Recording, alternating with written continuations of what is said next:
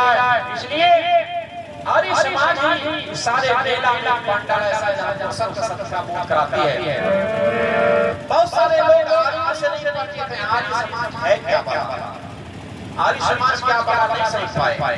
कुछ लोग कहते हैं आर्य समाज को ईश्वर को नहीं मानते, ऐसा भी कहते हैं ईश्वर को नहीं मानते, ये धर्म को नहीं मानते, गंगा को नहीं मानते। भाई आर्य सब कुछ मानते हैं, आर्य समाज सब कुछ मानता है। मानने का मतलब ये नहीं है कुछ भी मानते चले जाओ, कुछ भी मानते चले जाओ। मानना कोई कोई वस्तु जैसे शिव वैसा ही मानना। आज लोग गंगा को मानते हैं, क्या मानते हैं माँ। किसी कवि ने लिखा, हमारे स्वामी क्षमानंद देव ने लिखा है, कई बात कर रहा हूँ, आगे गंगा नदी को वस्त्र पहनाते, गंगा नदी को वस्त्र पहनाते, मैया मैया कह चिल्लाते। गंगा नदी को वस्त्र पहनाते, मैया मैया कह चिल्लाते। जिस मैया ने जन्म दिया है उससे सीधे बात करते, जिस मैया ने जन्म दिया है उससे सीधे बात करते। अलग से होते तन को पकड़ाते, अलग से होते तन को पकड़ाते। हम गंगा नदी को क्या कहते हैं, मैया मैया चिल्लाते हैं। ध्यान रखना, माता को गंगा नदी से आप करके जोड़ने विचार करना। क्या इस गंगा नदी में माँ जैसा स्वभाव है? माँ जैसा क्या कोटम स्वभाव जो हमारी माता ने जन्म दिया है, क्या वह माता बार कर सकती है गंगा? ना कर सकती है क्या? ये गंगा अगर आपको तैरना नहीं आता है, उसमें आप फंसोगे तो आपको डुबाने का काम करेगी, बचाने का काम नहीं करेगी। और हमारी जन्म देने वाली माता कैसी है? यदि आपका शत्रु आप पे गोली चला रहा है और माता सामने खड़ी है, माता ने कहा देख लिया मेरे बेटे पर गोली आ रही है, उस गोली के सामने अपने आप बेटी को बचा देगी। कितनी मानता है? एक उदाहरण माता प्रसव पीड़ा में थी, हॉस्पिटल में भर्ती हुई। डॉक्टर साहब ने उसके पति को बुलाया, प्रसव होगा, परंतु कारण एक है, इस प्रसव के दौरान या तो जच्चा बचेगा या बच्चा बचेगा, दोनों को नहीं बचा सकते। बहुत गंभीर स्थिति है।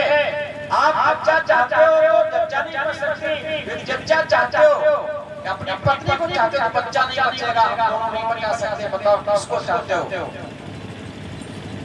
पति ने क्या कहा? पति का महाराज बच्चा तो आगे हो जाएगा, पत्नी अगर बच जाएगी, आप पत्नी को बचाइए, बच्चा ना बचे कोई बात नहीं। ये उस माता के कान में आवाज पड़ी, उस माता ने इशारे से डॉक्टर को अपने पास बुलाया और उसने कहा डॉक्टर साहब क्या पति देव से बात कर रहे थे, मेरी बात सुनो।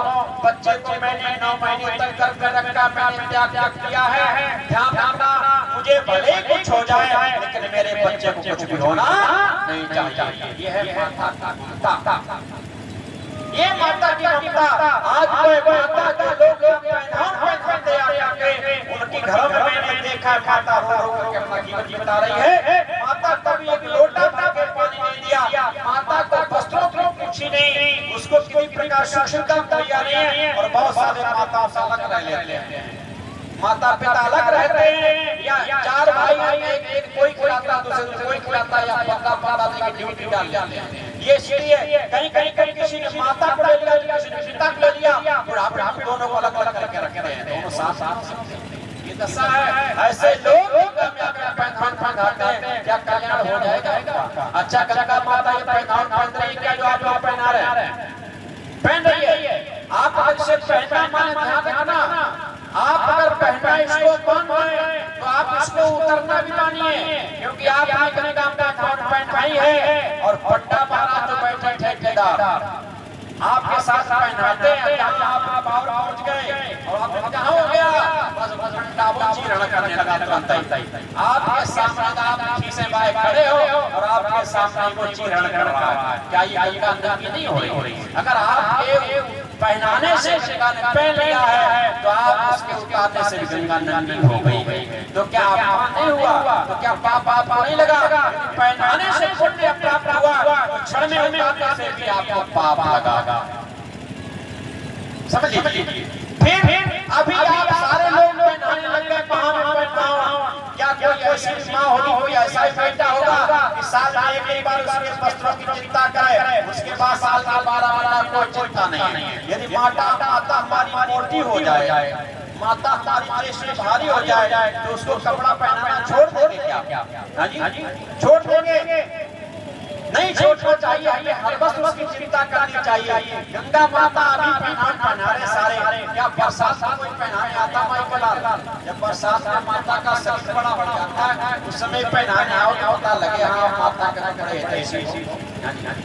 और फिर गंगा माता का शरीर कितना लंबा है, गम से लेकर के आदि गंगा सागर तक जाकर इसका कितना विस्तार है, कई हजार किलोमीटर का विस्तार हो जाता है। आप इतने लंबे शरीर को बीच में एक कंधनी बांधी, आप एक बात छोटे झट लीजिए, बाकी सारा शरीर उभरा हुआ का निर्वस्त्र है, तो क्या वो मान ली जाए? इतने बड़े से हमारा 3 फीट का 5 फीट का शरीर है, इसमें केवल एक कंधनी पहना दीजिए या जनेऊ पहना दीजिए, और फिर आप नहीं मैंने तो आपको वस्त्रदान कर दिया, आप पूरा ढक सही ढक गया। ये तो कौन है ना? इसलिए भाई ये पैखाव नहीं है, विचार हमने नहीं किया गंगा पैखाव थी, गंगा का पैखाव नहीं, गंगा पर पैखाव होना चाहिए, गंगा का नहीं। यहाँ पर आपको सर्दी का मुख्य साल विशेष पढ़िए। ऐसे मौसम में दीन दुखी निर्वस्त्र लोग हमारे गंगा मेला में जाते थे, जो बच्चे उनके कपड़े नहीं पाते थे, अपने आप से नहीं पहनते थे, उनका पास पैसा था गरीबी के जमाने में, उस समय धन के स्वामी दानदाता लोग यहाँ वस्त्र लेकर के आते थे, और गंगा तट पर गरीबों को खोज करके ढूंढ करके वस्त्र दान किया करते थे, वस्त्र दान देते थे, और उनके शरीर से वस्त्र पड़ता था, उनकी आत्माएं दुआएं देती थी, वो साधारण दान करता था। क्यों? दान देने से पहले पात्र को पात्र की पहचान करो, दान देने से पहले पात्र को पात्र की पहचान करो, तब दान देना शुरू करो। लेकिन हम पात्र को पात्र पहचान नहीं करते। आज क्या हुआ? दान देने के चक्कर में आज दानदाता गरीब हो गया है, और इस तरीके के ठेकेदार बहुत उदार हो गए हैं कि दाताओं के घर पर भूषण नहीं, भिखमंगों को महल अटारी है।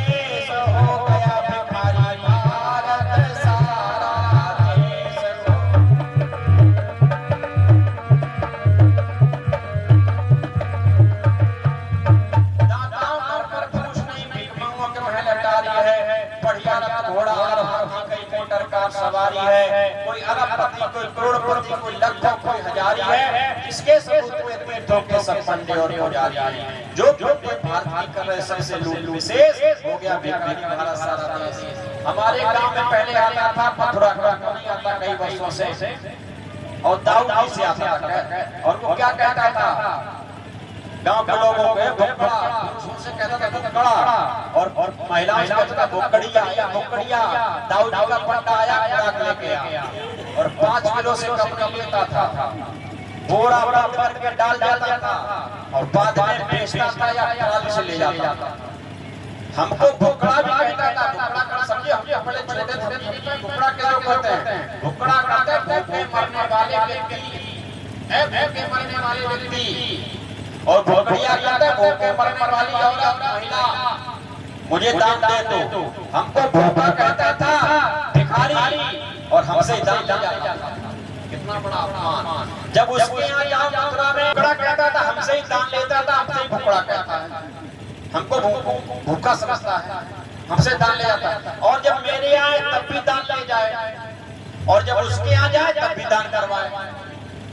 हमारे घर पे आए तो भी हमसे ही मांगे, और जब उसके घर पे जाए तो भी हमसे ही मांगे। यानी कितनी बड़ी चतुराई। ये मित्र, हम तुम्हारे यहाँ आएंगे तो क्या खिलाओगे, और जब मेरे यहाँ आओगे तो क्या लाओगे। उनके यहाँ जाओ तो ले जाओ, और तुम्हारे यहाँ तो खिलाओ, और तब भी भूखा कहलाओ। ये हाल था। आप उनके देख लीजिए जाकर के, कोठियों पे कोठियां बनी तीर्थों में, जहाँ तुम दान लुटाते हो, जाकर अपनी पॉकेट खाली करवा के आते हो। कोठियों पे कोठियां बनी, बढ़िया रथ घोड़ा हाथी मोटर का सभी साधन के पास है, आप दान करते हो। अच्छा, आपका पैसा वहां चढ़ा तो आपको पुण्य प्राप्त हुई, और उसने व्यक्ति लिया तो उसको पाप प्राप्त हुआ।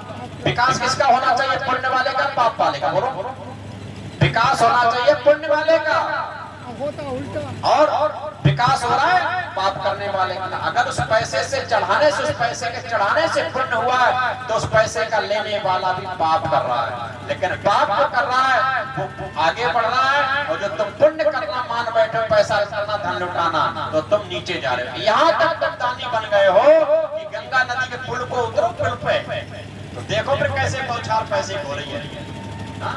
ये माता तो कमाल करती है। छोटा बच्चा अगर कोई है तो सर पे उतारा, जेब फेंका।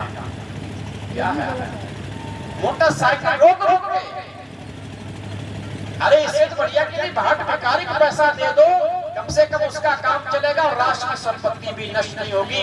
नदियों में पैसा फेंकना सबसे बड़ा पाप कर्म है। करोड़ों की संपत्ति डेली पानी में जा रही है, वो किसी काम में नहीं आ रही है।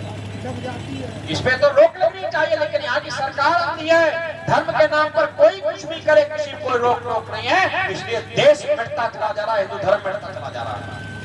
समझिए, गंगा तुम्हारे पैसे की भूखी नहीं है। ये उसमें पैसा डालने की प्रथा थी जो हमारे यहाँ तांबा सोना चांदी मुहैया था, तो तांबे का पैसा चलता था। मैंने बचपन से गुल्ल वाला चलता था, सूरक वाला, वो तांबे का पैसा नदियों में, गंगा नदी में केवल फेंका जाता था। इसलिए गंगा में स्नान करते पवित्रता बनी रहे। तांबा जल को पवित्र करता है, इसलिए वो डाला। इसलिए नहीं गंगा माता जलेबी लेगी उस पैसे से। गंगा जलेबी नहीं खाती, लड्डू नहीं खाती, पेड़ा नहीं खाती है। अगर डालना है कुछ खाने वाले पदार्थ डालो उसमें, मोल लेके पैसा चला गया दुकान में, और उसमें जीव जंतु जब उसको खा जाएंगे, कम से कम फिर भी ठीक है। लेकिन तो पैसा डालना कितनी बड़ी मूर्खता है। इसलिए मेरे भाई, तुम्हारे घर पर फूस नहीं है। अगर तुमने मकान उल्टा सीधा बनवा लिया तो प्लास्टर नहीं करवा पाए, प्लास्टर करवा लिया तो रंगरोगन नहीं करा पाए, रंगरोगन करा लिया तो उसकी जो सुविधाजनक व्यवस्थाएं नहीं जुटा पाए, और तुम बहुत बड़े भामाशाह बने बैठे, तो भिखारी हो। यही काम मैंने साफ बताया।